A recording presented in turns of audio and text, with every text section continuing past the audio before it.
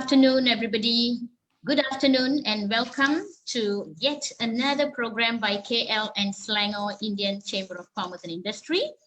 Very good afternoon, Dato' Ramanathan, 𝐾𝐿CQ President, Ms. Sonia K Sarval, Principal Brand and Marketing Strategist, who is also our distinguished speaker for today.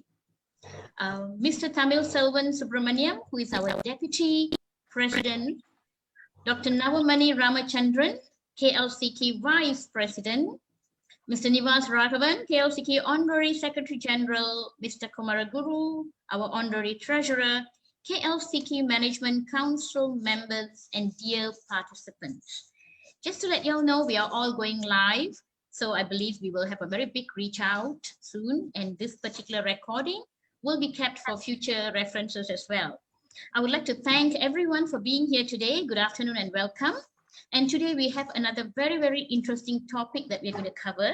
But before we move into that, I would like to invite our one and only Vice President of 𝐾𝐿CQ, Dr. Nawamani Ramachandran, to give a welcoming address. Please, over to you, Doctor.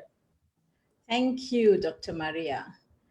All right, a very good afternoon to our President, Yang Berbahagia Dato' Ramanathan, who is not here, and all the other excos, they're not here yet, but anyway, if they're listening from Facebook, good afternoon to all the exco members, council members, Dr. Maria Rufina, our council member, as well as the moderator for today, our guest speaker, Ms. Sonia K Sarval, who is a Principal Brand and Marketing Strategist, and members and non-members of Kuala Lumpur Selangor Indian Chamber of Commerce.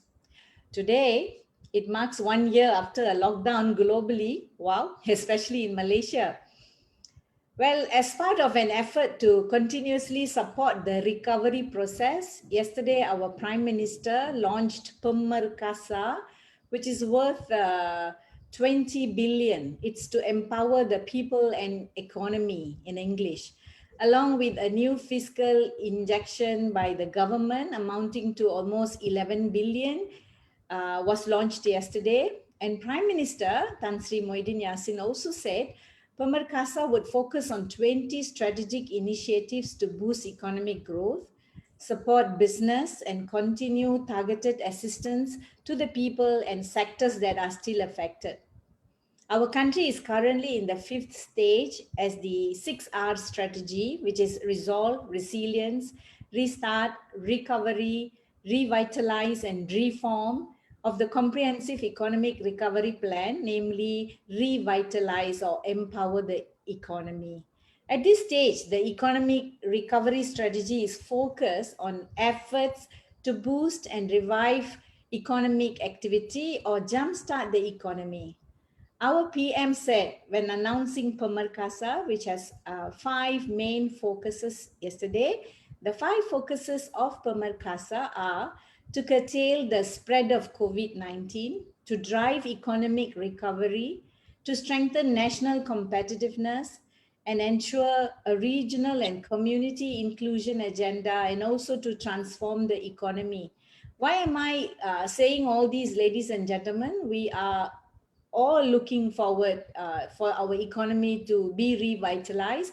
So please, ladies and gentlemen, get more highlights about this and let us all be alert on how we can benefit from this. Besides that, we at Kuala Lumpur Selangor Indian Chamber of Commerce and Industry is encouraging, assisting, and enabling you to catch up using all the initiatives by the government. And we are there to continue to serve the members. And we at 𝐾𝐿CQ are also doing these town hall sessions over Zoom lately on various hot topics. They are like how to create trademark, which was done yesterday, rental reliefs discussions, which is going on, IP strategies, digitalizing your business, strong online presence, personal branding for entrepreneurs, AKPK, Terkun, MDEC grants, how does dropshipping work, and many, many more. And today our topic is on developing new product brand. I'm sure all of you are aware how important branding is in today's scenarios. What more if you are developing a new product strategy, since we all have to pivot from our old businesses? Branding is a process of giving identity and image to the product and as to create an impression in the mind of consumer. So branding is actually really, although it involves money, but today our speaker might even teach us how to not to spend too much money and time, especially during this pandemic, right? We really need all these things. And so we have today with us the right person to tell us how we can bring our products to greater heights. The future is globalization, technology, everything. So let us all not miss the boat, yeah? Please sit through and listen and ask your questions at the end of the session today, and hope you all have a good session. Thank you, Dr. Maria.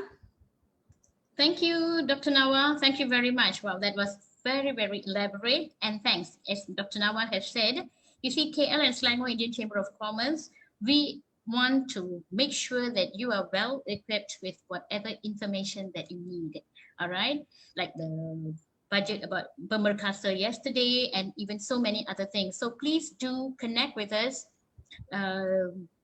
Connect with us in all our events, because in every event we will be highlighting some very, very important aspects. Thank you, Doctor. Thank you. And now, without further ado, everyone, let's straight away dive into the topic for today. The word brand is very, very misunderstood sometimes, and sometimes it's very, people take it very lightly. They just think I just do a logo and the brand is there. But is it that's all, or is there more? What do we need to do? How do we go and target different audiences? And there are much, much more. And all those things would be addressed by our distinguished speakers today. So I take great pleasure in introducing our speaker for today. That is Miss Sonia K Sarval. She has a BSc Honors in Nutrition and Community Health. She's an MBA, Doctoral Candidate, Principal Brand and Marketing Strategies, 𝐾𝐞𝐸 Branding and Marketing Strategies Chief Guru, SDE Entrepreneurship Academy PLT, okay, A+ Marketing Guru, award-winning brand strategies. She's also a consultant, a business coach, trainer, speaker, motivator, an advisory panel member, helping small businesses grow into million-dollar businesses. Friends, honestly, her profile is very long, 2 pages. All right, but I think even this is enough to summarize who she is, and there's no other better person than Miss Sonia herself to share with us on what this branding is all about. I'm very pleased to introduce my friend. Thank you very much, Miss Sonia, for being here today. And over to you for the topic on developing new product brand. Okay. Thank you very much, Dr. Maria, and thank you very much to everybody who has taken the time to actually join us today. I am going to keep this rather informal today, because what I would like us to do is basically, when we talk about branding, very often we have this image in our mind that says a branding is a logo. A branding equals a tagline, and branding equals going on social media. And if I put a logo on Facebook to say about my company, and I have done enough marketing or branding. Now, is that really true? I'm really, really honored that I've been given this opportunity to share some stuff with you today. And while the topic that I'm supposed to share about is talking about developing new product brands, I think that the areas in which I'm going to talk about today is something that can be applied for existing brands as well as long-lived brands. So it doesn't necessarily have to be a new brand per se. It can be used in your day-to-day branding as well as your marketing.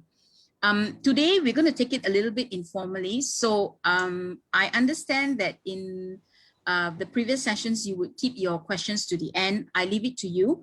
But one thing I would request is for you to keep your mics unmuted unless you have a lot of background noise, mainly because I would like you to actually interact with us from time to time. So I'll be asking you a bit of questions.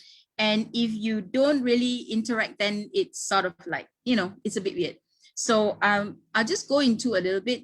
Thank you, Dr. Maria, for introducing me. Dr. Maria is right. I am actually a clinical nutritionist in my undergraduate. And I actually did practice in hospitals before. So I did go and spend a lot of time in the wards, coming up with diet plans. And that actually helped me further my career when I joined the biggest food company in the world.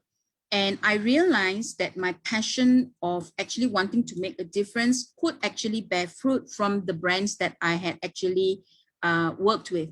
And if you have a look at the logos down below, these are all the brands that I personally have taken care of in my over 20 years of experience within the industry. So I've been doing marketing and branding for more than 20 years. So you do the math and figure out how young I actually am. Okay. I completed my MBA and I'm now pursuing my doctorate as well. In my current portfolio, I wear many hats. Some of the hats that I wear, I'm a branding strategist. So I set strategy, business direction, and so on and so forth. I'm also the partner of an entrepreneurship academy. I'm also an integration officer. Why integration? Because now it's a hybrid world. Everything is omni-channel. So we are integrating everything that we do in 𝐏𝐬𝐴 Integrated. I'm also the executive director for the Institute of Sustainable Businesses. I sit on several advisory panels with MPC. I'm one of the technical associates for MPC, and I do work with Bermuda as well. I'm a panel member of Gen Global, and I'm also an advisory panel member and adjunct mentor at Talent Bank. Now, you'll be wondering, why am I telling you all this? It's because I just want to highlight that while the basis of my branding comes from FMCG, and you know FMCG invests a lot in branding, but the work that I also do is cross-functional. And if you look at all the country flags at the bottom, this is just to illustrate the countries where I had geographic responsibility, direct geographic responsibility in marketing and branding. So whatever I'm going to speak to you about today is not merely about marketing in Malaysia. I'm going to take a slightly holistic approach because unfortunately for us, the world is getting smaller, and I will illustrate this later.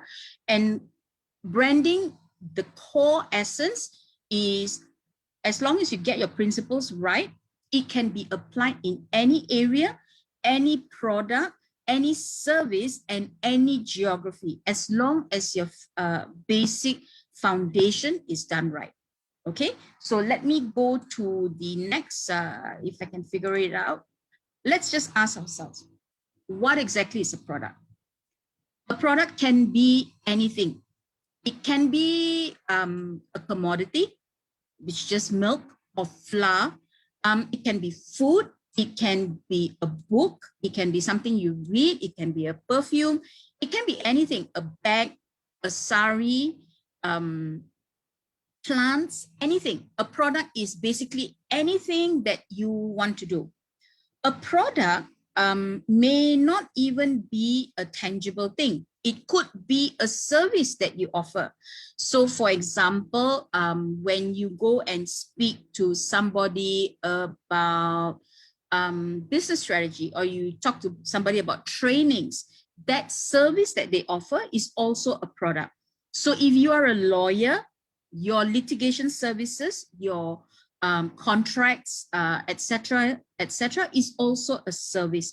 A service is also a product. So you use it interchangeably. All right.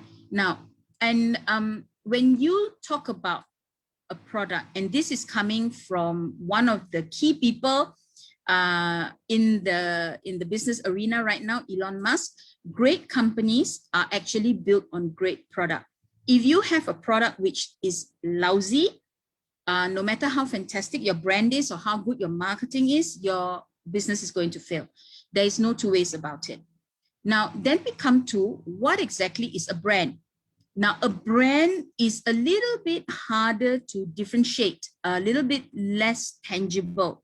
It's not something that you can actually hold and feel and smell and dream and drink and whatever else. It's something that is in your mind.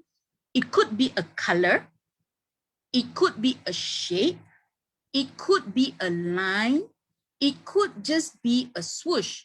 So if, let's say, I notice everybody's on mute, so I'm going to ask you guys to unmute yourself right now and take a guess. This red thing here, this long red thing here, now can you figure out what brand this is? Can you just... Coke.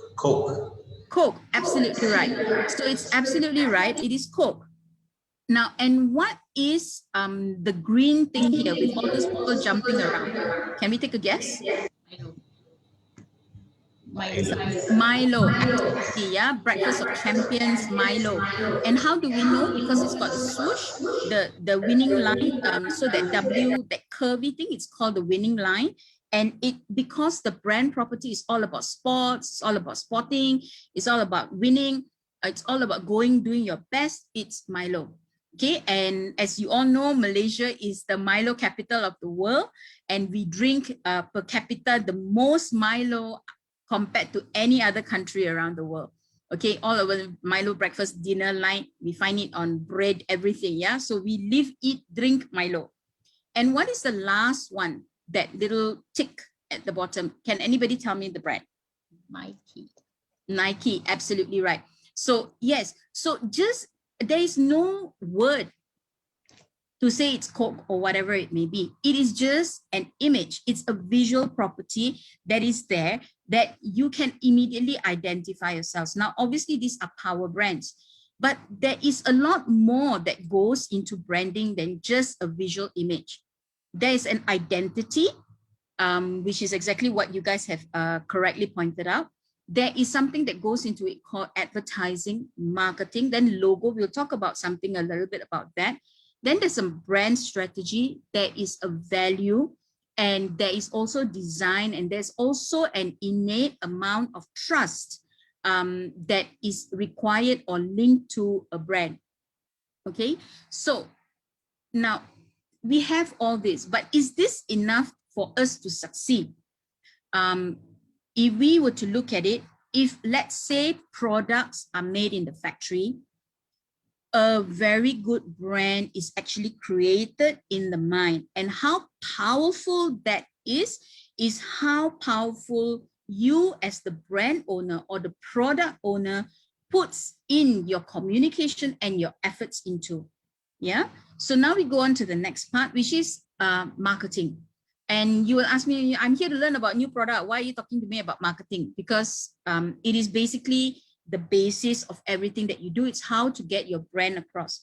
And most of us would say, what is marketing? You would say either the 4Ps, Kotler's either 4Ps or 7Ps. Most of us actually just say 4P, 7P. Marketing is 4P, 7P, that's it. Actually, yes and no. So while the 7Ps are very important in terms of getting ourselves, these are just tools and areas in which we need to work with.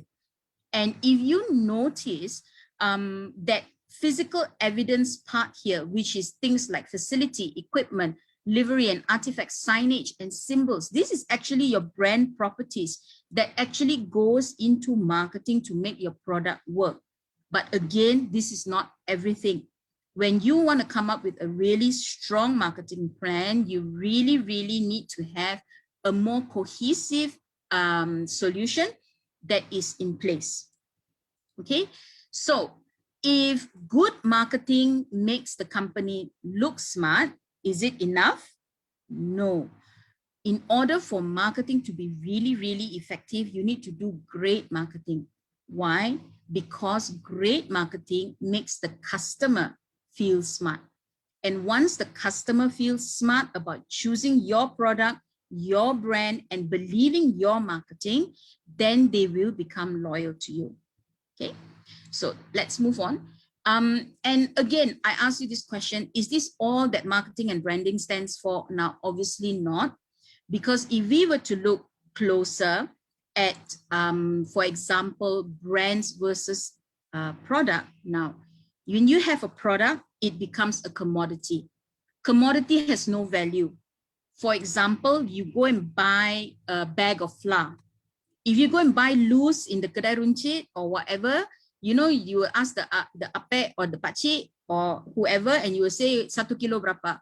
And then they will say, you know, 1 kilo RM1, 1 kilo. Then you will say, ada apa tepung lagi?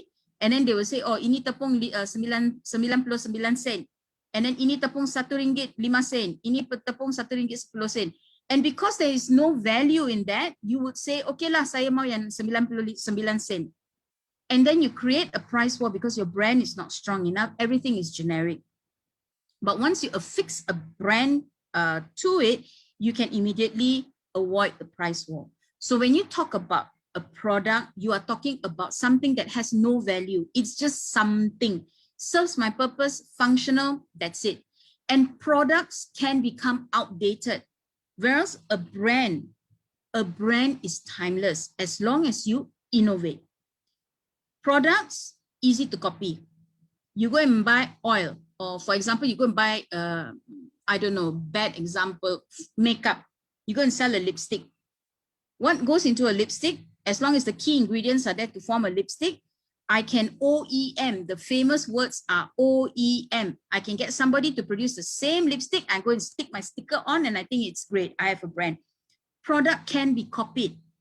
But once you put a product with, let's say, you put a product and you say, I don't know, Maybelline, your price range is different.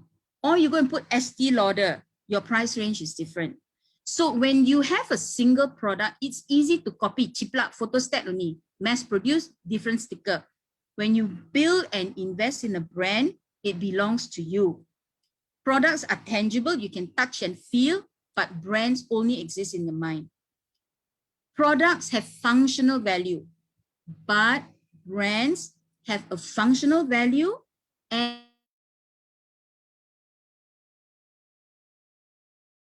more importantly, that makes it much, much more valuable in the long term. So if you were to look at it a little bit more, I'm going to just lay the foundation of branding. Now, what is it? What is a product? This is just a useful object. And a brand, it makes you have feelings and association which occupies a place in the consumer's mind. But if you want to be a lifestyle brand, then it becomes a status symbol. For example, a phone or a MacBook, all right? If you want a computer, you don't really care about what to do with the computer. You just want a computer to do your tasks.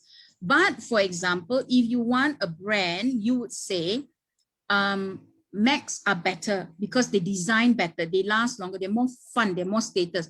But when you associate it to a lifestyle, then the people who are hardcore Mac people will say, because I am different, I think differently, I resonate, the product resonates with me on a lifestyle, it becomes a status symbol.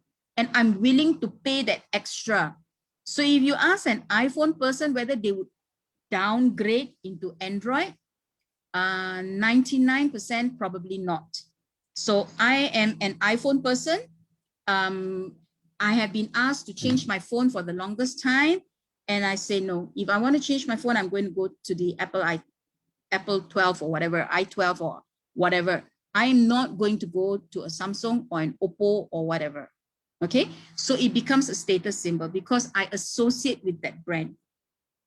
Now, if we take this another example, if you could just unmute yourselves, can anybody tell me what this is? What do you think this is? What do you imagine this to be? Okay, it's a stadium, right? But can you tell me which stadium this is? It's a really big stadium. I am sure it is very famous, but honestly, even I don't know what stadium this is. So what's the brand of this stadium? I have no clue. But if you show me a picture of this. Have you seen this before? I'm sure many of us have. It's called the Bird's Nest Stadium that they built in Beijing. So this was used for one of the Olympics. All right. And this is very well known. It is very iconic. So similarly, a brand that stands out is something that is easily recognized and easily known. And if you want to stand for something and you want to look good, you better look good for the right reasons, not look good for the bad reasons. Okay. So this is a saying from somebody, it's a quote from somebody. It's a quote by Kevin Roberts. And Kevin Roberts is an advertising man. He's the worldwide CEO of Saatchi & Saatchi, one of the 4A agencies in the world. Unfortunately for us, we are in the attraction economy. We have to create loyalty beyond reason. If somebody is die-hard brand loyal to you, you want to create that much of loyalty in them that no matter what happens, they will be loyal to your brand. But is it really easy to do? Okay. Now, this is where we come into where we stand. Real branding, if you want to really create loyalty, is not what I call BSS. What is SS? SS stands for shock sendiri. So if you want to create a brand, you please don't go and create a branding shock sendiri. Or if you want to create a business, please don't go and do something called business shock sendiri. Because many of our entrepreneurs, unfortunately, I just want something to do. I just want something to sell because I think it is the best thing. I think that my logo is the best. I think that purple with neon orange is the best color combination. Padahal the person who is designing it could be colorblind. Okay, so you don't shock sendiri. You don't run a brand to please yourself as the brand owner. You have to understand what is at the back of that, which is what is interesting to somebody else, somebody behind, who is the end consumer. If you want to go and do shock sendiri kind of business, my suggestion to you is please don't do, because you would probably lose money and it's a fluke. Yeah, and you'll be leaving a lot of things to chances. So please don't go and do business shock sendiri. Actually, and this slide is not meant to frighten you or make things complicated. When you want to do marketing or branding, in actual fact, there are all these boxes that you actually need to tick. You need to have a brand strategy and you need to have a brand identity. And then you got to manage all of that. And then you have to give and deliver what we call a brand experience. Fortunately for us, we are not going to talk about so much. We are only going to talk about brand identity today because we're talking about branding for new products. Okay, so and in this case, we are actually going to focus on a few things. Number one, the brand name, visual assets, taglines, design, logo, and so on and so forth. Now, it's so complex, it's so complicated. So if I'm a product owner, if I'm a brand owner, where do I actually start? You start from ground zero. And the honest feedback that I can give to you after coaching many entrepreneurs is that a lot of people don't know the basic foundation. So we always advise them to start breaking things down step by step. Don't get overwhelmed or feel intimidated when I tell you that in order for a brand to be a very successful brand, you need to have all this covered. No, don't need to, because you take things one step at a time. And you, first things first is you need to understand part by part the basic fundamental rules in branding and marketing. One of the most important things for you to get right is a brand positioning. And again, you would ask me, oh my God, brand positioning, more marketing jargon, more branding jargon. How am I going to do this? Now, brand positioning is basically where you actually sit down and how you put yourself in a position to succeed. All right. And you know, if you were to go into Google, you can ask Uncle Google, you can go to any marketing textbooks. There are so many styles of brand positioning that you can do.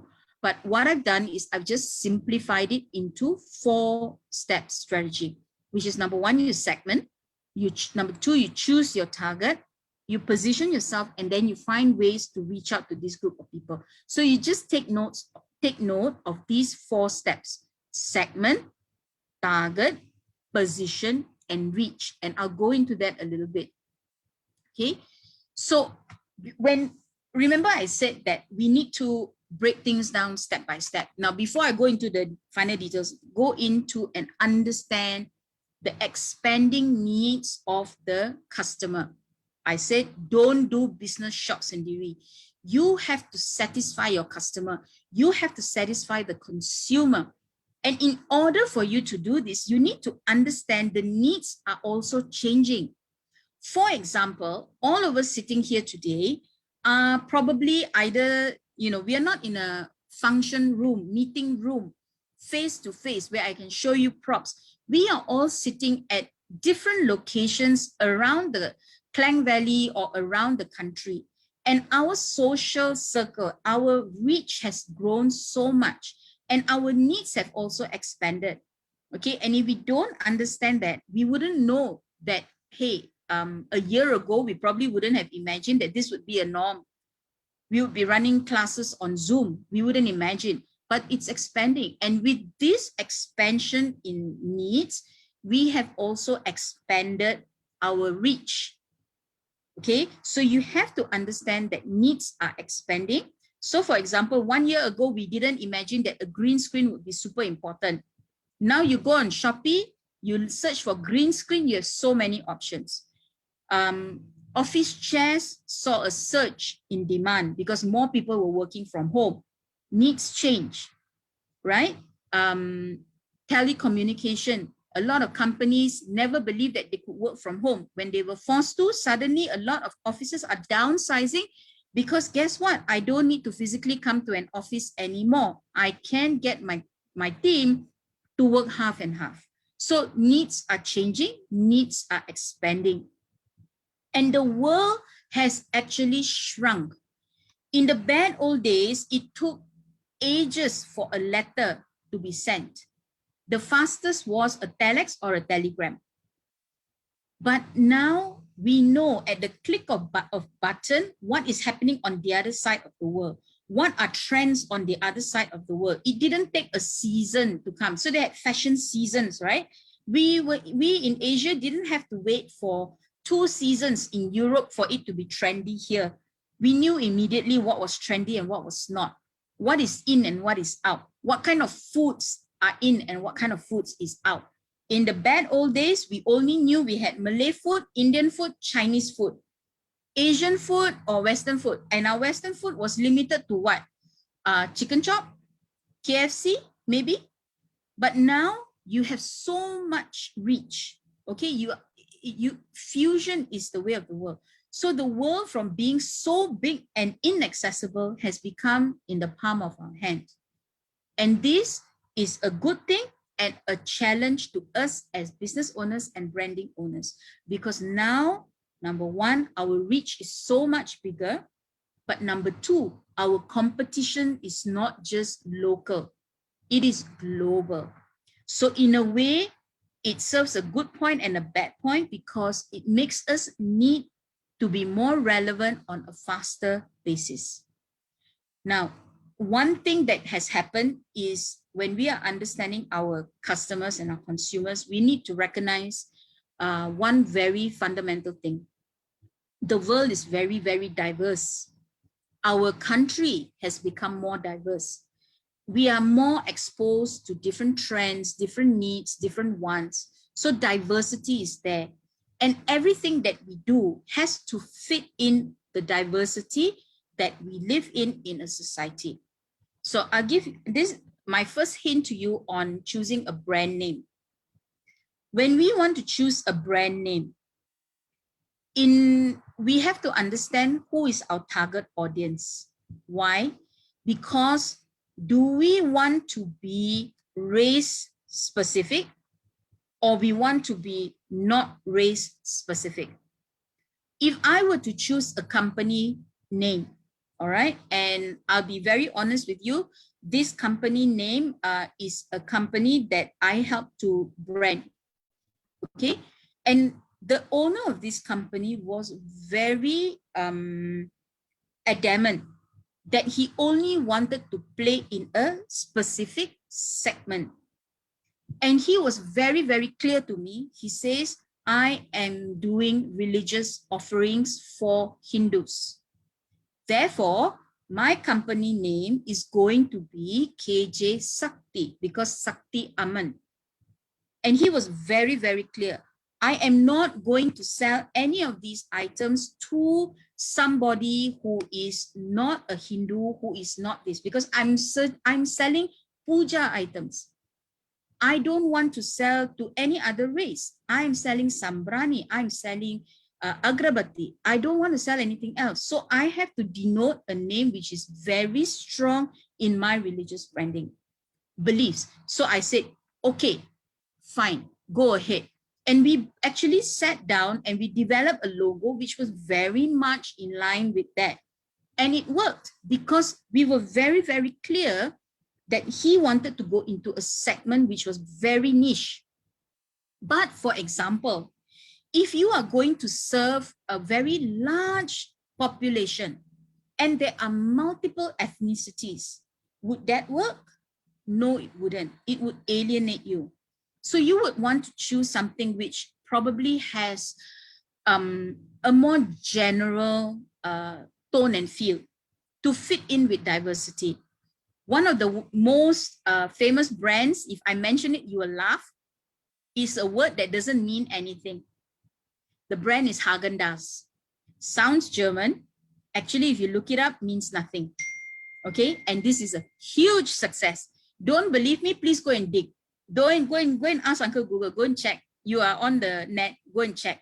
Häagen-Dazs doesn't mean anything. By the way, the company that I used to work for, Nestle, bought over Häagen-Dazs. So that's why I'm able to tell you this. Okay. So yeah. So diversity. That means diversity becomes no ethnicity link, no religion link, nothing. It becomes very neutral. Why?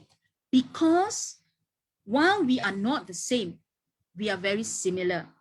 All right. And we have to take note that I am different.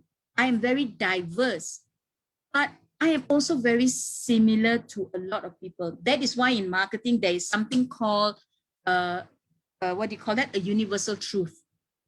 An example of a universal truth, a mother wants the best food for their child. True or not true? If you're a mother, you would want the best for your child. In Malaysia or in Asia, we have taken this a step further. We have become tiger moms or kiasu mothers, which means that if I want to buy a milk powder, my milk powder must give me a genius at the end of the day. The more A's I put inside my milk powder equals the more A's that my child will produce in life. Why? The underlying need is I want to give my child the best start in life. Okay, so the super overachiever mothers, they ultimately want the best for the child, universal truth, but they take it a step further and say, I want to give them a better start. So they go and do all sorts of funny things, and you understand their need, you understand the psyche, use the universal truth to give them something in a brand which is much more sustainable. Okay, and this is true because I used to take care of infant formula, milk powder. So in Malaysia and Singapore and in Taiwan and all that, we make sure you have a lot of DHA, ARA, whatever AAA that you can have. And Europe, they're sitting in Europe and they're asking, what is all this A about? Is it really necessary for you to change the recipe? Because it doesn't have any scientific finding that having DHA makes your child go smart. And we say, yes, it's very important in Malaysia. And it's true. Okay.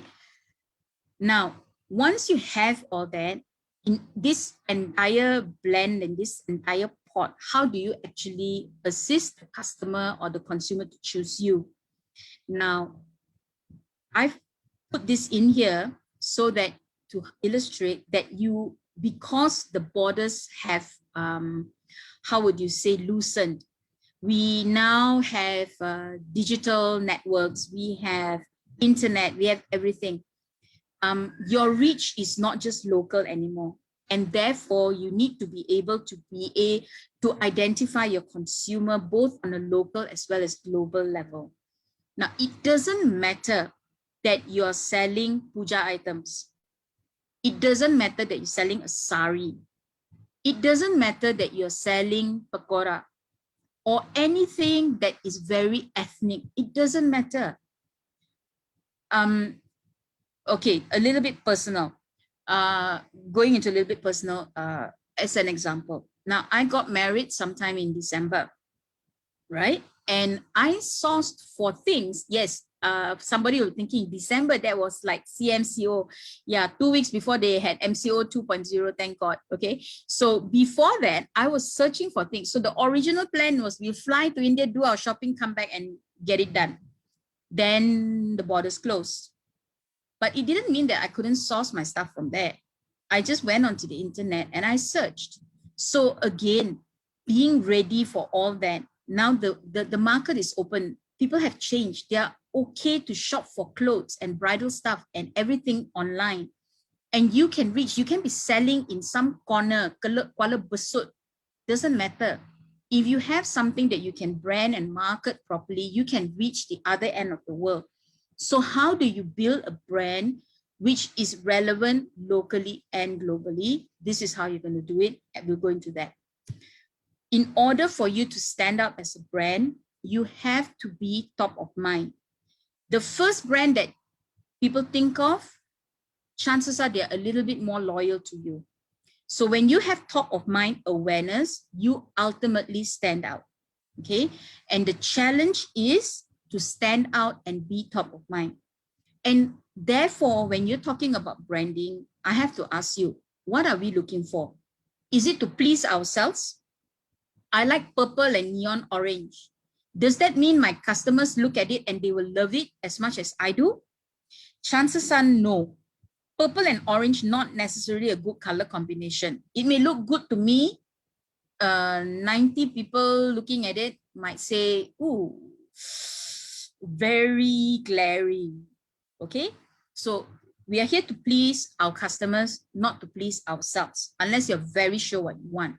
So what is it your customers are looking for? What is it your consumers are looking for? And what will make a difference in getting your brand to stand out is how you actually respond to them. All right. And this, not just in terms of a logo or a color or the packaging or the messaging, it applies all throughout the value chain, how you respond to them. And when you create a brand, the only way for the brand to stand out if there is a reason to believe in you. Why you? Help me pick you. So very often in the traditional school of thought, we always say we must as a brand have a unique selling proposition. I must be unique. I must be different. I must be whatever, whatever, whatever. Today, I'm going to tell you that that is true. However, is there any shame in you, for example, selling cotton saris? Okay, many of our members here are into textiles, services, some puja items, some very similar things, some very similar industries. Does this mean that because we are all selling the same thing, we cannot stand out? No, it doesn't. Because you may sell fabric or jippas or kurtis or saris or lengas or whatever it is, but you may be unique in the sense that you specialize in cotton, handloom, hand-woven saris. And some of you will say, but I don't. I specialize in machine-woven saris, cotton saris that are done by machine, mass. That is also fine. That's your specialty because you have a niche market for people who have a liking for that, who have an affordability issue, and they only want that. That is also unique. It's how you tell the story about being honest and positioning yourself as the expert in that area. Could be you only specialize in village, hand-woven cottage industry kind of fabric. That's a selling point. That's unique. So you need to find out what area you are playing in. And that uniqueness is your key point that you are unique in, and you use that to create uniqueness among your competition. Because one thing you got to realize, there may be 10 people selling saris, but there are 100 customers who are looking for different things. And they will choose based on their liking, their preference. And let's face it, if we are selling saris, we cannot satisfy everybody. There are some people whose needs are the gold-threaded, what do you call it, patta sari, right? And you must be the exquisite high-end one, right? But there are some people like me, I cannot wear that. I can't. I need the silky one because otherwise I will look like a tent. You know, I mean, let's be honest, right? Everybody's different. So I need a softer, flowy, whatever. So that's the kind I look for. So everybody is unique. Everybody has different needs. And if you focus on your uniqueness that is required by that person, you will ultimately stand out. That's one. The other thing is you need to sell what I always tell people, you need to sell fab. Not fab, the soap powder of yesteryear, but features, advantages, and benefits. Facts and characteristics, those are features.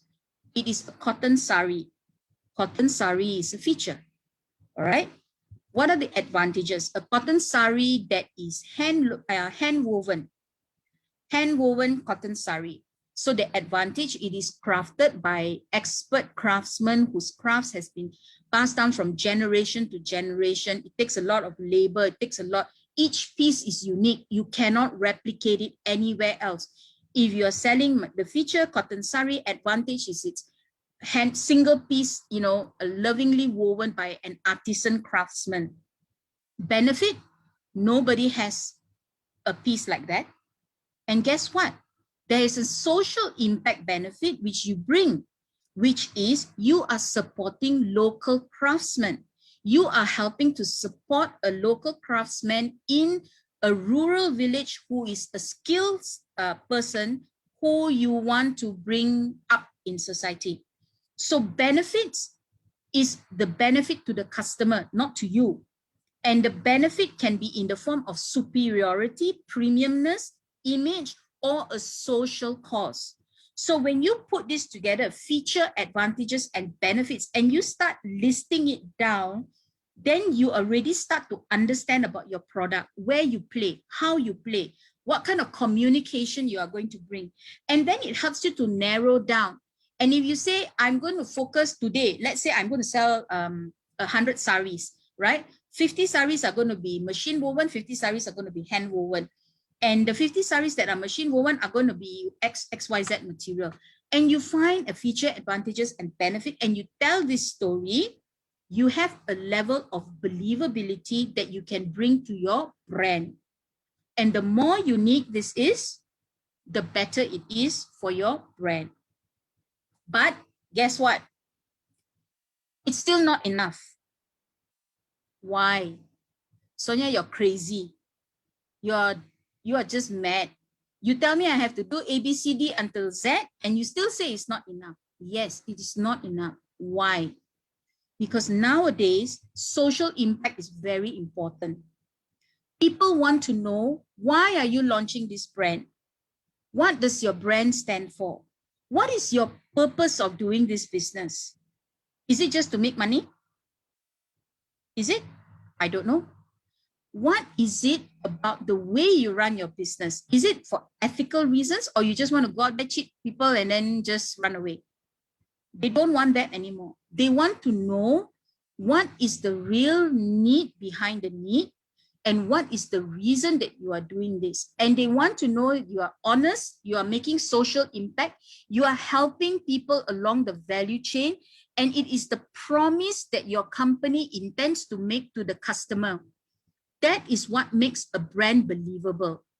And purpose is not equal to vision, mission, objective. No, it's not enough. Purpose is what drives you every day to do this over and over again for your customer, right? And also, for goodness sake, purpose is not a tagline. My reason for being is make a difference. So what? What is the reason that I have to believe? So it goes back to your selling proposition, it goes to your FAB. And it must be driven for your purpose. And as long as your purpose is communicated in your actions, your communications, then you will know. So this is just step one, by the way. It's not the end yet. Sonia, just to check, yeah? So this purpose, can you give an example, like in the sari example that you were addressing just now, yeah? Yeah. Could you give an example? Okay, so let's say I choose to sell only handloom saris. Okay, I make a choice that I'm going to choose cotton, hand-woven, handloom saris. Because my company believes in a social enterprise, which is to empower the rural village of XYZ in some community which specializes in this, but don't have the marketing ability to mass market. So it becomes very collectors. So my purpose is to bring up an entire economy or socio-economic system for weavers, for handloom weavers, because I know handloom weaving is a dying art. And a lot of handloom weavers, they are going hungry and they are starving because they cannot market, number one. Number two, they cannot compete with the industrial the machine weaving saris. So they are expensive. Their product may be very superior, but because they are expensive, because they are hand woven, they cannot compete. So my purpose is to bring this industry up, and I tell people I only stock artisanal saris, handloom saris, because I want to save the weavers in the rural villages here. That becomes my purpose. And everything that I do is about giving back to society. So that becomes a sustainable business. It becomes a social enterprise. So it's a different kind of business. Another purpose that somebody can have is war on waste. Taking, for example, cutting down the excess packaging.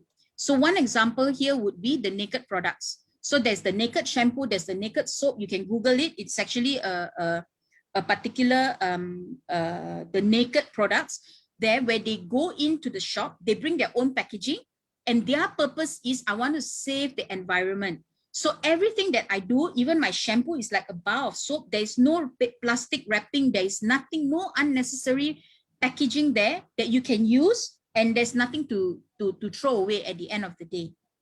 That's purpose, and that drives the brand. So looking for naked products, shampoos, soaps, etc., that drives the brand, and that makes them stand out. And they can actually command a premium because their purpose of the company is communicated in a very logical way to the customers. Another company with purpose, and they have translated it into something which is quite admirable. They are one of the examples. They is Nike, all right? Their purpose is to bring out the sports person in everybody. So when they launched, their purpose was, I want high performance sportswear for athletes. And then they came out and said, bring out the athlete in you. So they focused their marketing campaign only on athletes.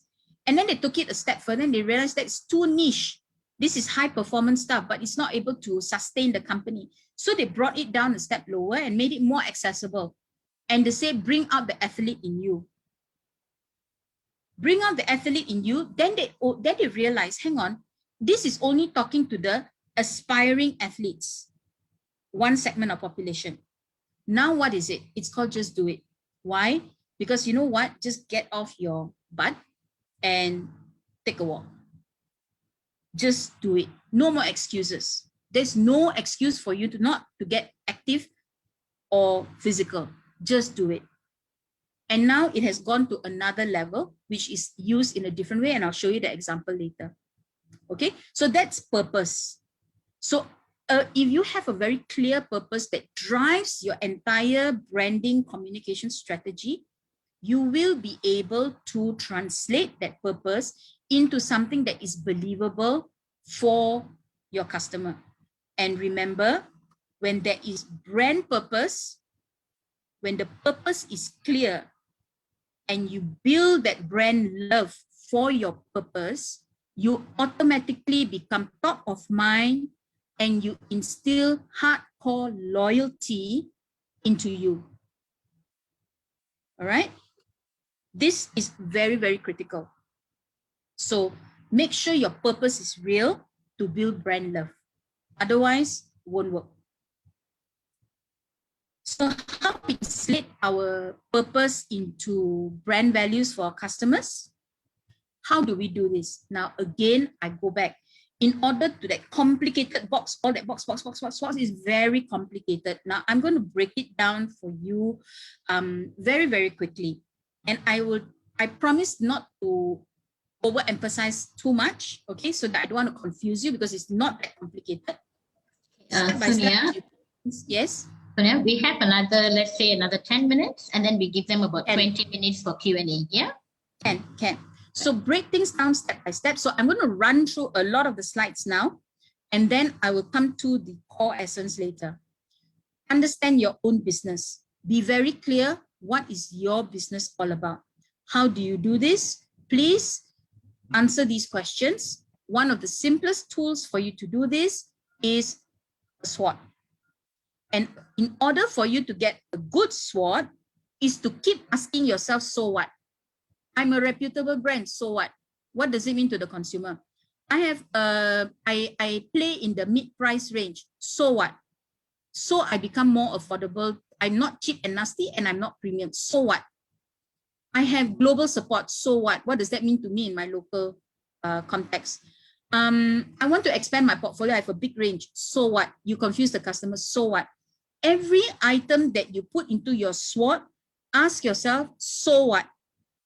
5 times you ask yourself, for what? So what? At the end of it, you would uncover the need behind the need, the real reason for you to actually say that word. And if you cannot answer so what, please, it is not good enough to be in your SWOT. Okay? Understand your competitors. 5 things you need to know. Now, what kind of competitors? Are they direct or are they indirect? Where do they sit? So if you're selling saris, you need to know who else around you is selling saris. Is it the big guy? Is it the small guy? Is it who? Is it the stay-at-home mom who is selling it on Facebook or who is selling it on social media? Is that your competitor? How do they position yourself? And by the way, sari competitor is also modern dress. So that is an indirect competitor. Because if they're not wearing a sari, they're wearing something else. And there are some people who are on a platform now to make sari and everyday wear, even in Malaysia. All right. So there are people who are on this crusade right now. How do they position themselves? Are they more expensive or less expensive? What are their strengths and what are their weaknesses? The easiest way to identify this is to do an inverted SWOT, or what we call a TWOS. You map your threat and strength. You map your opportunity and strength. You ask, so what, so what, so what, until you come up with a solution. Similarly, you map your threat and weakness. You map your opportunity and weakness. And you ask, so what, so what, so what, that you are able to come up with an action plan. This is how you use your TWOS. And this is not something that I came up with. This is coming from the Oxford Business School. So internal strength, internal weakness, map against external opportunity and external threats. And then you will know what kind of strategy that you will be using.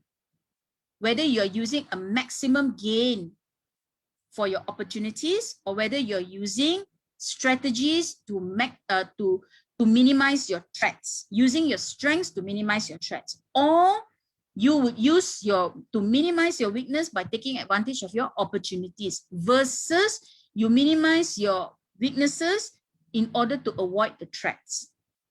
Okay, so I'm not smart enough to come up with this. So this is a tool given by Oxford Business School. So, and I use it very well. Another thing that I would go into is I would do an internal audit, internal and external audit. And I'm not going to frighten you with this. It is actually a tool where you actually map out every single thing.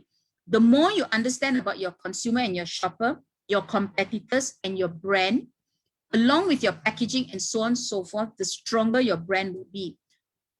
The more you understand about your product, where it is going to be found, the kind of packaging that it comes in, the kind of pricing that you're going to charge, the kind of communication that you have, the kind of promotions that you run, and the level of your service, the better your understanding of your competitor will be. And I make every single client of mine do this. And you will be surprised, sometimes in order for them to get this data, it can be as fast as 1 day. Sometimes it's even up to 1 month, depending on how complex the business is, but it's not a problem. The next step is to understand the consumer. And this is where what is really important is for you to listen, for you to read and ask why, what, and so what. Always ask questions. Just now, Dr. Nawa mentioned Perkasa has just been launched. How many of us, it was launched about 24 hours ago. How many of us have actually picked it up and read it and see what actually suits our business and what we can use to drive our business forward? Now, if you haven't, my question to you is why? And what is the implication to that? And the so what will be, siapa cepat dia dapat. If you do not take action now, the speed of action, you will not be able to know. So you heard about it yesterday. I hope you have read about it. And once you've read about it, I hope you take action and see what you can actually use to drive which part of your branding. Okay, that's an example. And again, understand your consumer, because you got no consumer, no problem. You got no business. And who exactly you got to identify. And I'm going to stick out of this, yeah, because I talked about this earlier as in like the category that you're going to be in. If you're selling a sari, you could be whatever category of sari you want to be in, and how you're going to segment and you're going to make choices. You cannot sell to everybody. All right. So you got to choose the people that you want to sell to. And now I come into making meaningful brands. Your brand should be like a road sign. It must be very, very clear. 60 kilometers means 60 kilometers. No entry means no entry. The moment people see it, it must be identified.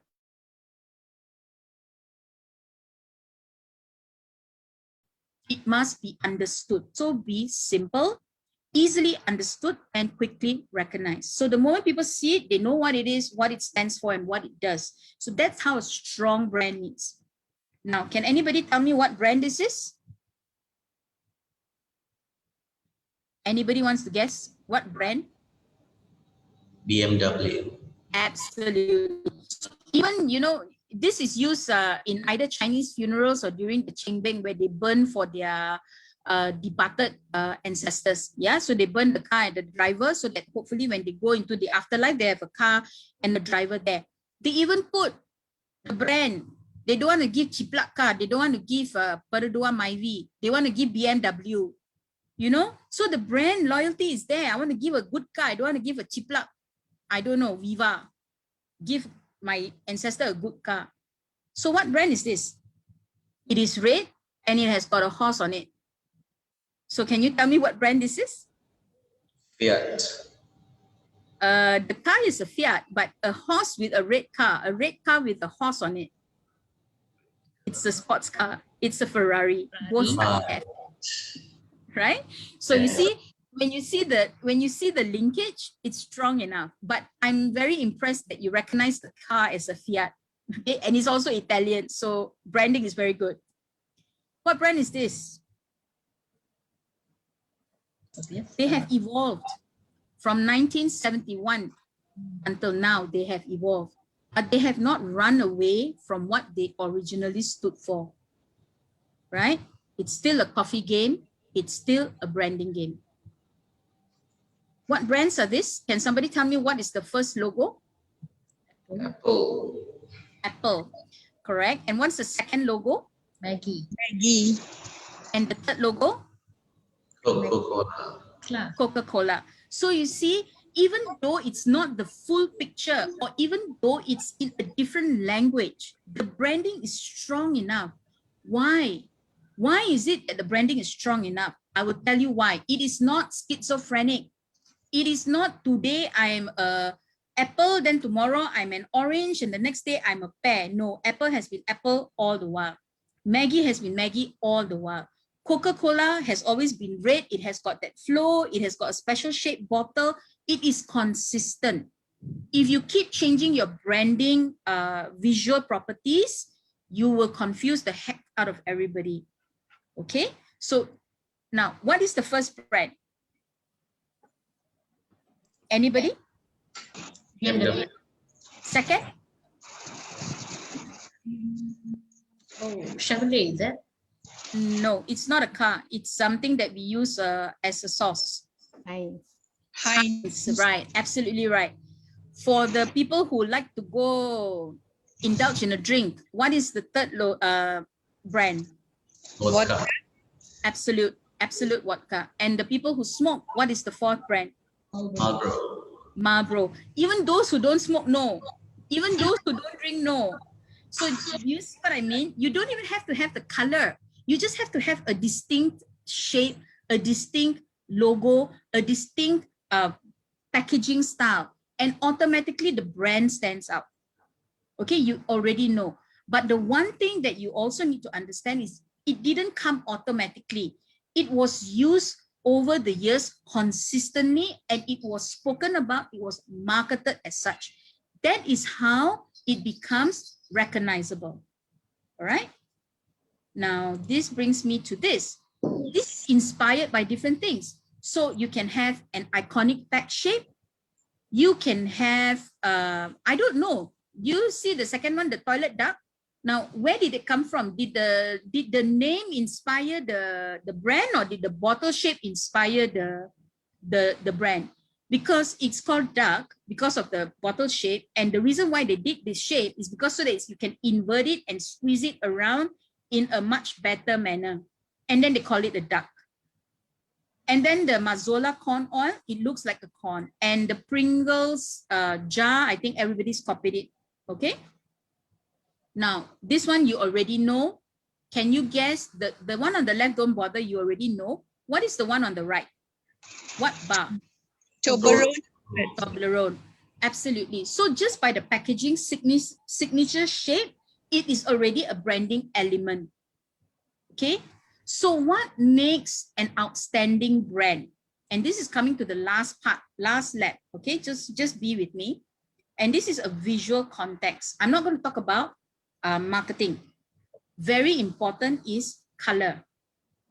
Color is the first thing that people see 1 mile away. It is the most, they will, if you go into a supermarket, the first thing you look for is a block of color.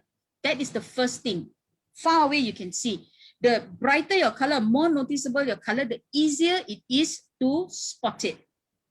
The next one is color means different things to different people.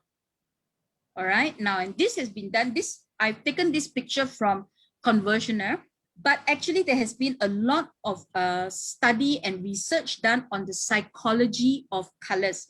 So when you are coming up with a brand logo or a signage or a packaging, please think about this. What is it that you want to communicate from the color?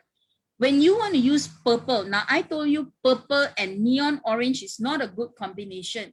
But if let's say your industry is something that talks about spirituality, it talks about quality, it talks about creativity, then please, by all means, use purple. What are the brands that are there? Cadbury, Willy Wonka, creativity, right? Chocolate, it's there. If you want to talk about optimism, please use orange. If you want to talk about balance, reassurance, please use green. If you want to talk about energy, excitement, desire, please use red. And please understand that this is generalization.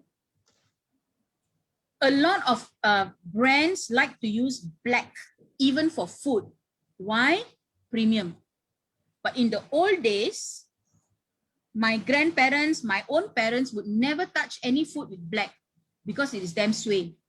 Bad luck.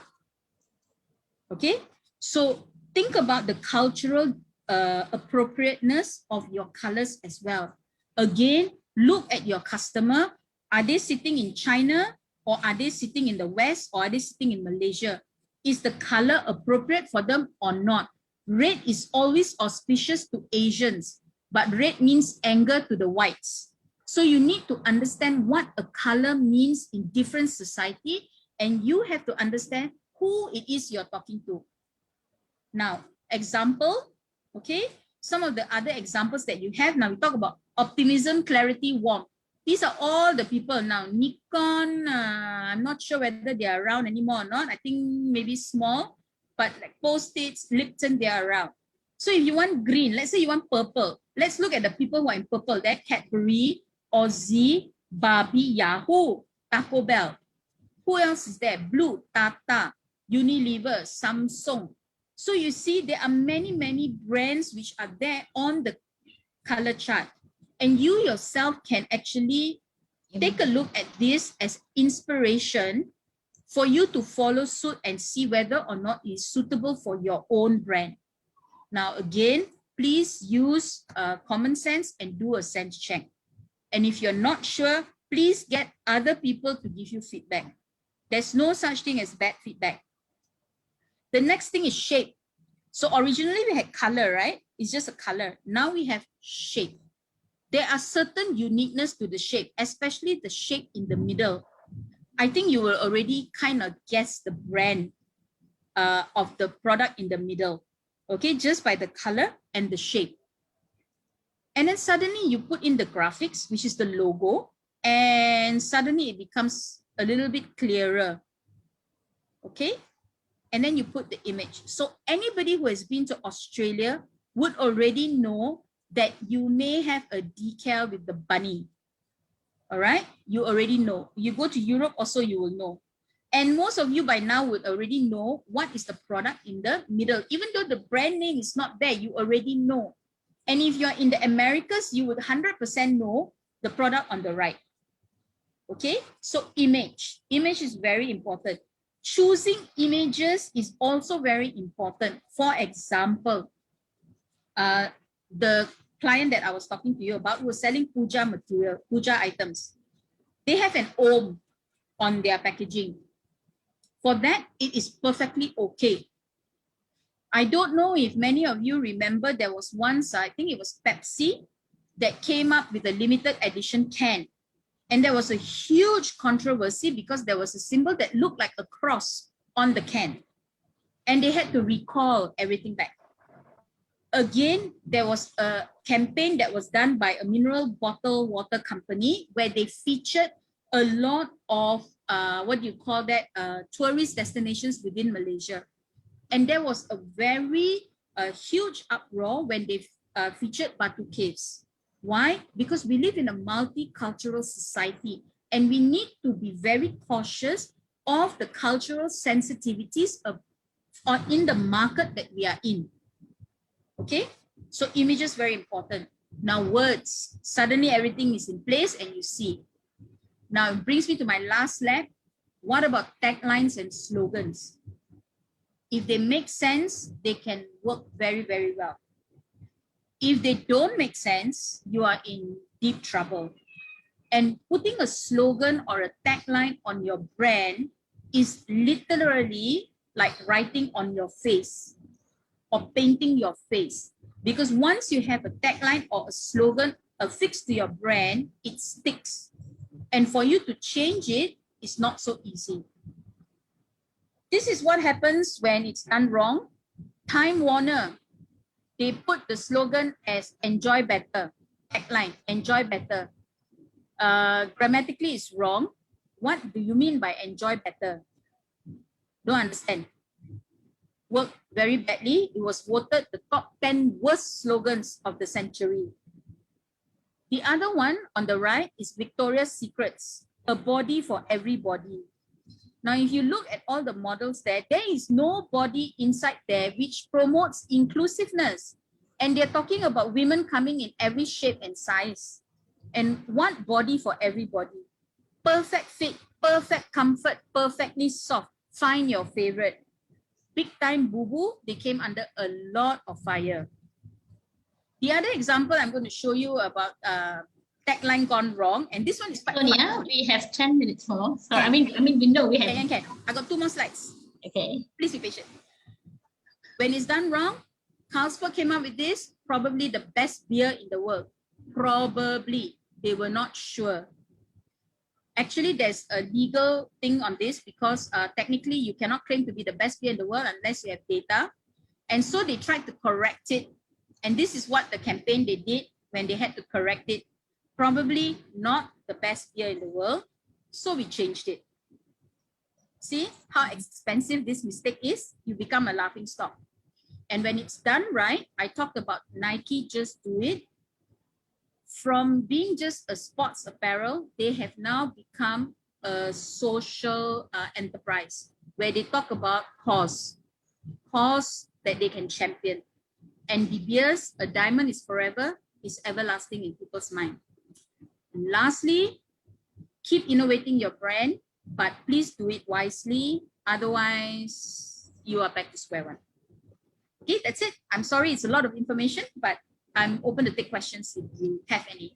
Thank you so much, Miss Sonia. I mean, it's really interesting, but I'm very sure people would have a question. Thank you so much. I think it was so informative and interesting. Thank you so much. Okay. Are there questions from the floor? Now, before they ask, I have a couple of 1 or 2 questions that I would like to ask. Like now, one of the things like you have showed, whatever you have showed so far, we find that it relates a lot to visibility. So branding has a lot, so we have to create visibility as much as there are other components involved as well, like trust and all those things that you showed. So visibility plays about how many percentage of the brand? Would you be able to advise us on that? Okay, I don't have any data to support me when it comes to how much does a visual impact affect a brand. There are too many moving parts, but we need to understand that something visible is the first thing that people notice about you. Now, if you put up a visual image which is very disturbing or really off-putting, you are dead before you even start. So I would say that first impressions matter, and first impressions are very lasting. So I would actually invest a lot of time in getting my visual properties up and running because that is always the first impression. The next thing is I would then test that visual property. And I don't want to be shocked and dewey. I would actually test it out with a panel. You can easily run a poll on the street, make sure that they are, what do you think of this? Is this good or bad or ugly? You can start with your family, then go to your friends, and then go to your colleagues. Do a quick test. After that, once you've identified it, then you need to be consistent in your communication. So first impression, very important. So visual acceptance is super duper important, but make sure you get it right and then be consistent to it. That means, am I right by saying that when they're developing, let's say for product development, now we're talking about the development of the logo and the color, they have to put a considerable amount of time and on that. 100%. And they would ask their consumers, not shocks and dewey. Okay. Not what they think is right. They need to ask the product that I'm going to sell, who am I going to sell it to? And whatever I do needs to run around this. One example is the Himalaya salt, the sports candy. Packaging is black, they put Himalaya salt. But actually the manufacturer is Pink Feet. If you look at the back, the company is Pink Foot at the back of the pack. A lot of branding people ask, what on earth are you doing putting your brand logo at the back? Because on the front, there's nothing trademarkable. Nothing. You cannot trademark anything. The trademarkable logo is at the back. Why? Because it's a foot. And I have no answer for that, but it seems to be working very well. Their consumers, obviously they understand their consumers enough to know that what resonates with them is the Himalaya salt candy. Yeah, all right, thank you. Any question from the floor? Any questions from the floor? Yeah, hi Sonia, Sri here. Hi. Just want to know that people say that, logos, right? You're not supposed to have more than 3 or 4 colors. Why is that so? Because of, okay, when you get a very, very complicated logo, you confuse people and you confuse yourself because, like I said, certain colors mean different things to different people. There are many moods that you're trying to elicit in somebody when you put a particular color. But saying that, I have actually seen several logos, and at the moment it doesn't come to my mind, but I have seen several logos which are very colorful because they want to denote exuberance, lifestyle, happiness, Vibrant colors. vibrant colors. But the blocking must be complementing. They cannot be clashing. Okay. Yeah, so you can have a 3 or 4 color logo, but yes, you will complicate matters. And also, one of the reasons why, and this is application, when you have a very colorful logo, you add cost onto your printing. So if let's say you want to put a printing on a packaging, for example, your brand, you want to put printing on silk screen or whatever it may be, every color you add adds a cost. So if you are making manufacturing and you have 8 cylinders means 8 colors. If you start to do more, you get you will have 4 colors, 𝐶𝐸𝐽𝐾, black, white, yellow, whatever. And then if you start adding special colors, you start adding number of cylinders. So the cost of printing also becomes more complex. So that's another reason as well. So you want to keep it down. And we always give you an option to do black and white and reverse white, so that on whatever color your packaging is, your logo will stand out. So that's why we ask to keep logos as simple as possible. Single-mindedness. Right. Thank you. Thank you, Ms. Sonia. I hope that answers the question. Yeah. Anybody else who have a question? May I ask? Yes. Sure. Your name, please. Farida. Farida. Yes, Yeah, Farida. Okay, let's say I have a brand, but I have a few products under this one brand that targets different segment. So Yeah. like, let's say I'm selling coffee. So one coffee is bottle coffee is target to the youngsters, and Yeah. then one is for professional. So Yeah. another one is that maybe a bigger market. So how do I make sure that it is consistent? Okay, now what you are talking about is what we call a house of brand or branded house. Okay, and you can have like an umbrella brand. For example, if you're selling the same but one particular category, which is coffee. Now, coffee can come in either flavor or format, or it can be single source or mixed source or soluble or insoluble or whatever. So you really need to understand who is using what kind. Normally, if I use an example, if I look at all the coffee people in the market right now, for example, Nescafe, Ali Cafe, and so on and so forth, it's umbrella branding, and they have a sub-brand. They can say classic or gold or cow or kapal api, rose and ground, or something like that. So it depends on your entire branding architecture. What works depends on your target audience. Sometimes what works is a particular flavor, a younger flavor for the one that continuously change. It could also be what do you call that, a format, whether it's a ready to drink. Ready to drink would mean they just pop the can and on the go. So it's out of home consumption. But if let's say it's targeting for the between the 16 to the 24 who are office people, you would want a 3-in-1. Whereas if you're targeting somebody like me who is old, then I want to bancho myself. Or if you're targeting a very connoisseur, somebody who is memang gila kopi, and they will be able to tell to the last drop whether your coffee bean is good or not, then they would want a brewed coffee, the one that you grind the beans yourself and have it. So again, it depends on what kind of segment you are targeting.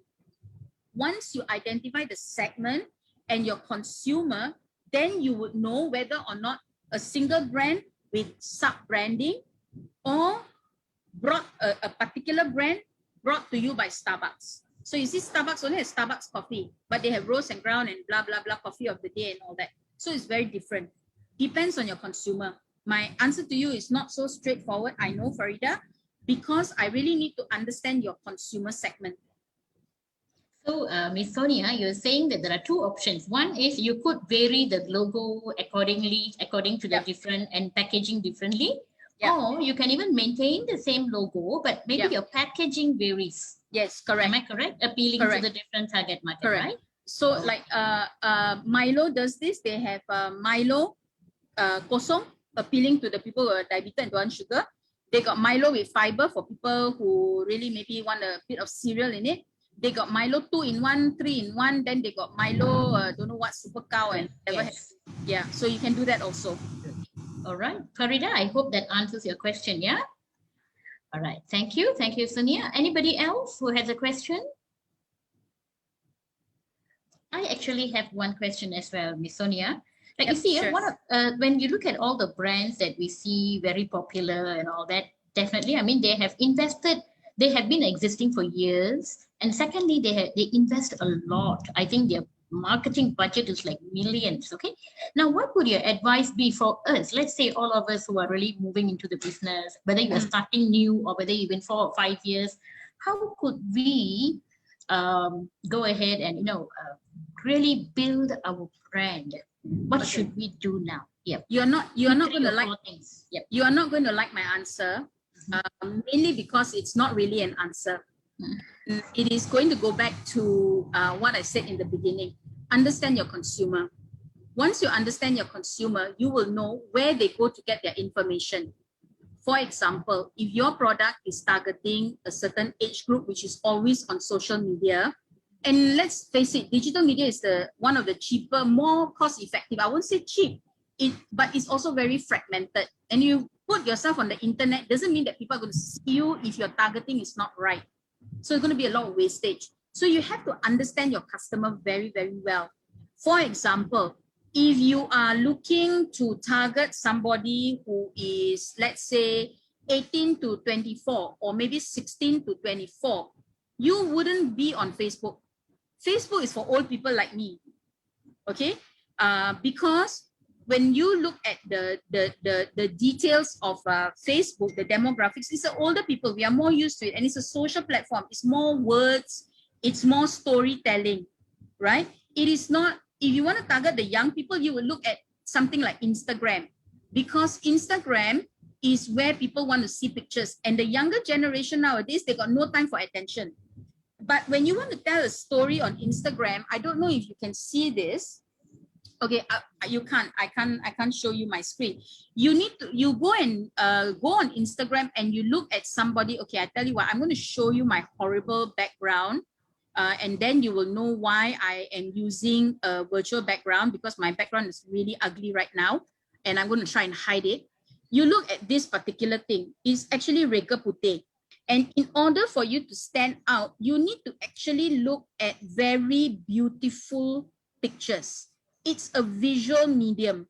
So everything that they do is very, very visual. And actually, when you what do you call this, look at this particular person, this is actually one of my entrepreneurs. He's an OKU person. He's blind in one eye, and he's got 50% capacity or mobility in his right hand. So he's an OKU, and his business is pelamin, wedding pelamin. And what I told him was, you need to have a grid, you have to understand the way the medium works, you have to appeal. Why Instagram? Because the people who are getting married are all within that age group. So Facebook will not work for him. Search engine will not work on him. Instagram is the platform that will work for him, because it's all about visuals. So again, understand your target audience, understand their media consumption habits, and you put your money where it matters, which will bring you the most effect. No point you go and advertise on Facebook if your target audience is young. And no point you go and put Facebook and Instagram if your target audience is in charge of hiring in HR. Then your platform would be LinkedIn.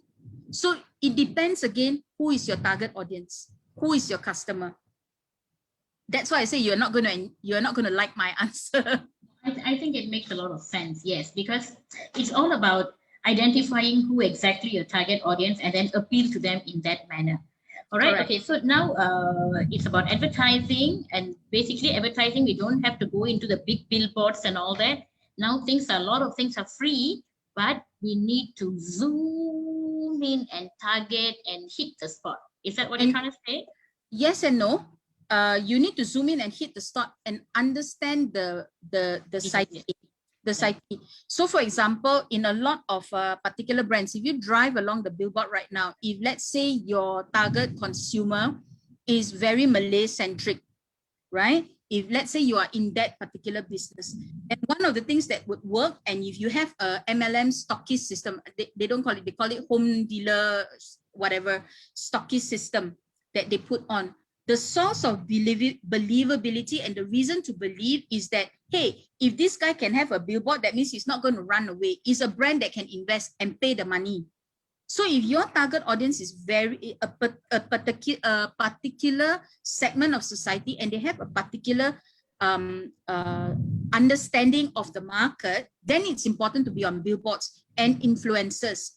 But if your target audience is very attuned to watching Nadagam, drama serials, then you would know that you need to be on TV and have spot buys. And you will need to have video content which is relevant to this group of people when they search for their, what do you call that, likes, how they buy. So again, traditional is not dead.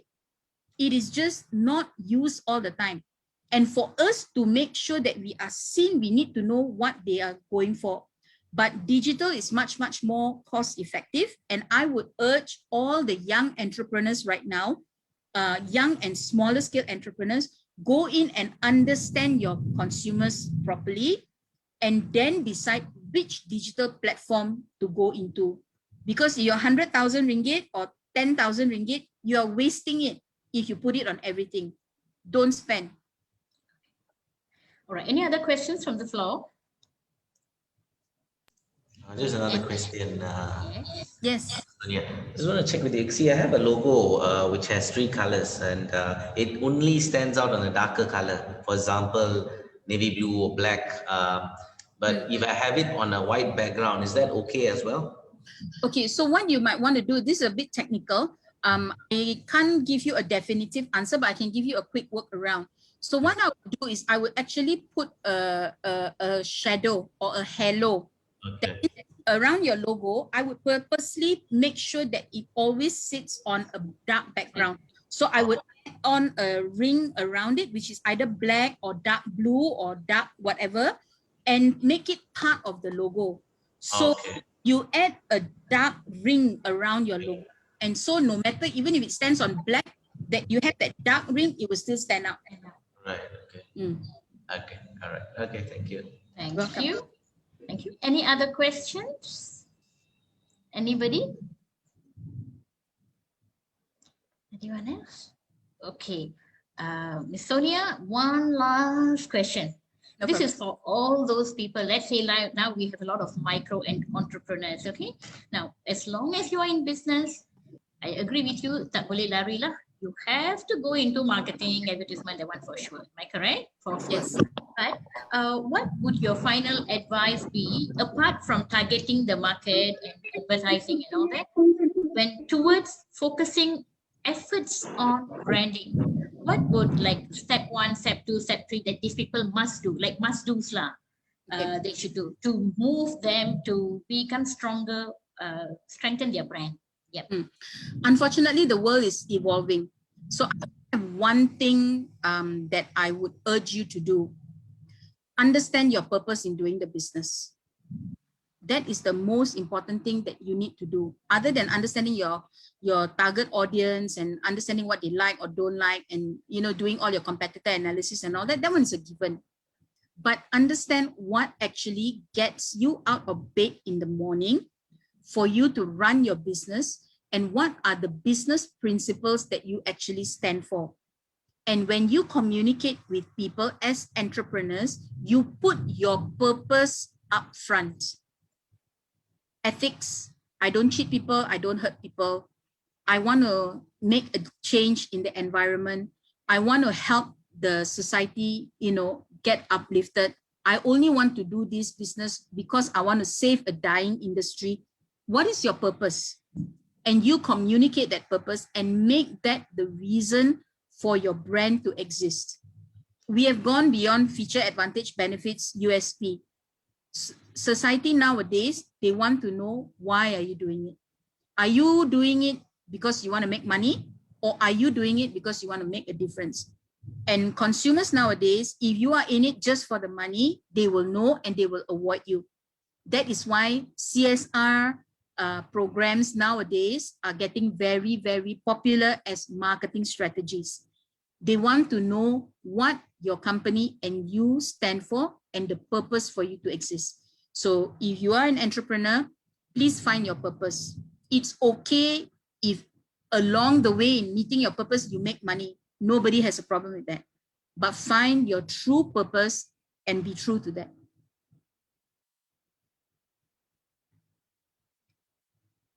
Dr. Maria, you're on mute.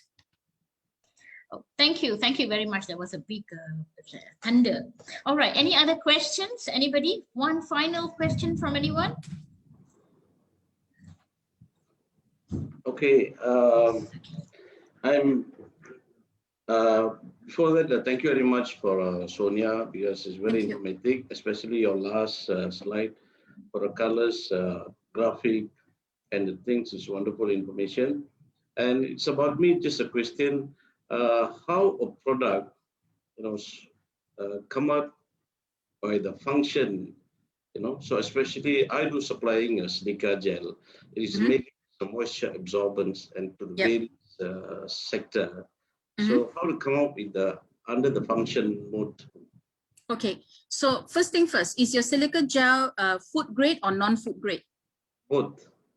But there is a two. Mainly is a food grade, and the other side is a domestic uses. Okay, so what you would do is that silica gel, I think, has an element of safety, right? Of an absorbency and how effective it may be in terms of absorbing moisture and maintaining shelf life, or making sure there's no mold growing on the leather products or whatever else that could be. Exactly. So when your USP is a very functional USP, you probably need to understand the way that it's going to be used by them and what kind of performance levels they need to have. The reason to believe for you is, number one, your function, your feature is that I'm a silica gel and I absorb moisture. Your advantage is I absorb moisture how many times better? And if you use it in this format, then how will it actually work a little bit better? And then you go, benefit to the consumer would be your food is kept crispier longer. Your lifespan of your unsold, what do you call that, wallets or leather wallets is kept in your store in pristine condition longer for, X amount of time, better than everybody else. And your reason to believe would be all your safety standards, all your keeping quality tests, all your moisture, your agglomeration, your viscosity, everything else, that your hygroscopicity of your silica gel that you have in place, and you can prove that with keeping quality tests. That, unfortunately for you, there is no emotional connect with that particular product in the industry that you are. So you will be focusing very much on building trust based on your keeping quality and your scientific evidence. And because you are able to build trust with your scientific evidence, your lab tests, and your long-lasting security and your safety record, then you avoid being just another silica gel supplier. You would then position yourself as the best silica gel supplier with a proven track record of X amount, keeping quality of 100% customer satisfaction, because you are selling trust. And then the trust that you sell translate into an emotional connect for me as a buyer, because I know that if I buy from you, I will be protected, my products last longer. Does that answer your question? There is no fancy branding colors, all that. No, unfortunately, no. And in fact, for silica gel, the more colors you have, the more untrustworthy you become. Correct. Yeah. Thank you. Thank you very much. Yeah. All right.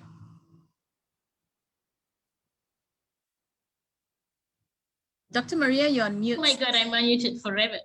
Thank you very much. I think we are coming to the end of the session. I must say, Ms. Sonia, thank you so much. I think it was very, very informative and interesting as well. And before we conclude, I just want to thank all the participants here who have attended our session for today. Thank you so much. Just to let you know, we have another one more program coming up, another talk that would be on Excel. Okay, on Excel, we will be sending you all the details to you.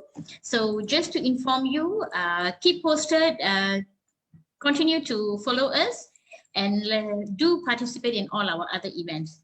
Once again, thank you very much, Ms. Sonia. Thank you everyone for coming. Have a good day. And if you have any questions, please feel free to put in the chat or even come connect with our chamber. Let us know, and we will even be able to share with you. Ms. Sonia, can we do that? Yes, of course. Of course. I apologize for overrunning my slot. No worries. Just to let you know, guys, Sonia is ever helpful. And I think I've worked with her on many occasions, and she's more than willing to give. All right. So if any questions, you can forward to us, and we will be able to connect you with Sonia. All right. Thank you very much once again. And thanks everybody for attending our session. Good evening and see you all some other time. Thank you. Thank you.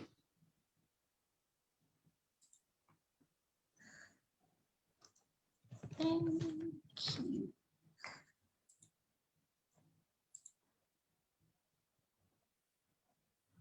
So sorry I overran. No worries, no worries. Yes, it was really interesting. I think a lot of things, I can imagine a big one. We're trying to condense it. It's not easy, isn't it? Yeah, I could have made it a lot simpler, but then